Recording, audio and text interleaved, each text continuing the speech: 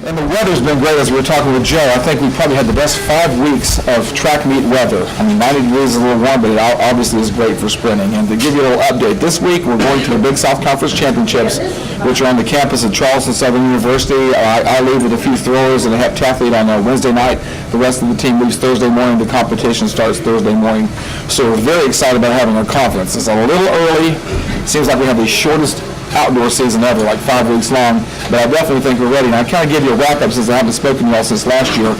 I think the neatest thing going into this conference championship, I was writing some notes down. I was listening to you, Joe, but I was writing some notes down. We were talking too, which is fine. This year, players don't listen. Yeah, that's true. I don't listen to half the time either. This year alone, remember, this is the 17th year for this track program. I came here and started track from scratch, 17 years. We've had some phenomenal programs here, men's and women's side. It seems like you never get one going at the same time as the other. And 2004 was a banner year for our women's track team. Everybody knows Octavia Goo was an NCAA qualifier. Our relay team made it to the NCAA East region. We had some jumpers. It did very well. This team is on pace to be even a better women's team. In the last 5 weeks, we have broken the women's 100-meter hurdle record 3 times, and our young lady is less than a tenth of a second from the all-time Big South record. We have broken the 400-meter record 3 times. She is also less than 4/10 of a second from the Big South record. We ran the 4x400 meters, if anybody got to watch that the other night, by ourselves, 23-second victory in the sport that's decided by tenths. We won by almost 300 meters. Obliterating our school record by 3 seconds, and we're leading the conference by 9 seconds right now in that relay. Our heptathlon record has been broken by 700 points. Our discus throw, if anybody's got a chance to see Ashley Howard, she's ranked in the top 10 in the United States in the discus.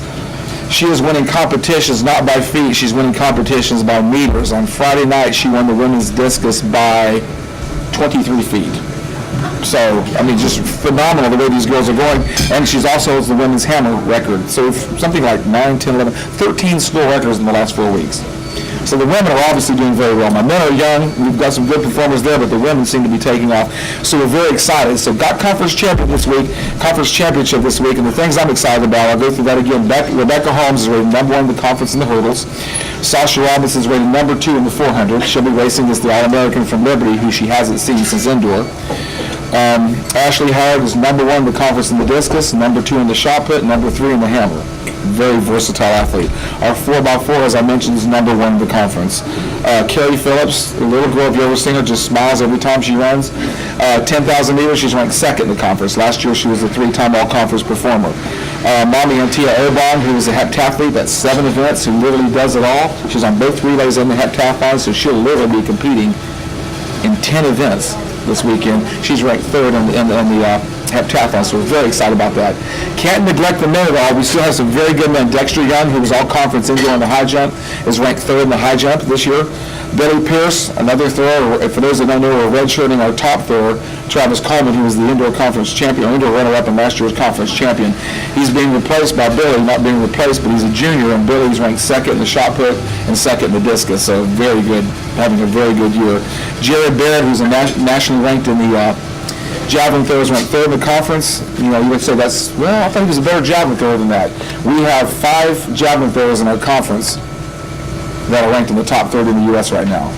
We also, in the high jump, have the national leader in the high jump, the national leader in the 5K, the national leader in the 10K. So if you haven't been following Big South track and field, last year there were 11 All-Americans and 2 national champions out of Big South track and field. And so track is big. I think it's like baseball because we're all in the South. It tends to draw some very, very good athletes, so we're very excited about that. So keep your prayers, keep your thoughts positive. We start at Thursday, Friday, and Saturday at the Big South Championships this week. And then next week, we just found out yesterday afternoon that we got selected to compete in the pin relays. And for those that don't know much about the pin relays, if you know anything about track, the pin relays bills itself as the granddaddy of them all. It's just me, my athletes, and 47,000 of our closest fans. That will be televised on ESPNU all day Saturday, Friday, and on ESPN and ABC on Saturday. Usain Bolt and Jamaica are coming to run. They actually run 30 minutes past the time our women hurdlers run. And I've been talking about our hurdlers. We have 4 women hurdlers that are ranked 1, 4, 5, and 6 in the conference. So we're very excited about that race. But they have a rarely run what's called the shuttle hurdle relay. If anybody remembers back in high school, one person hurdles this way, the next person till you go up and down the track 4 times. And we're excited about running that with a chance to do really, really well this week and next week in the shuttle hurdle relay, and our women's 4x4 who keeps breaking their school record.